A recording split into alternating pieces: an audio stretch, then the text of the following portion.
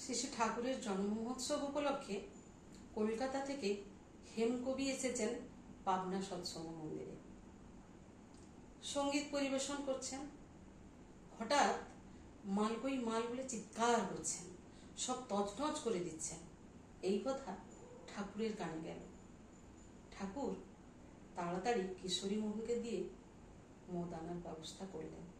এই কথা মনমোহিনী দেবীর কানে গেল। মনমোহিনী দেবী এসে হেমকবিকে বললেন, বাবা হেম, তুমি আমার ঘরে চলো। বলে হেমকবিকে মনমোহিনী দেবী নিজের ঘরে নিয়ে গিয়ে হেমকবির গায়ে হাত বুলিয়ে দিচ্ছেন আর খাওয়ার খাইয়ে দিচ্ছেন।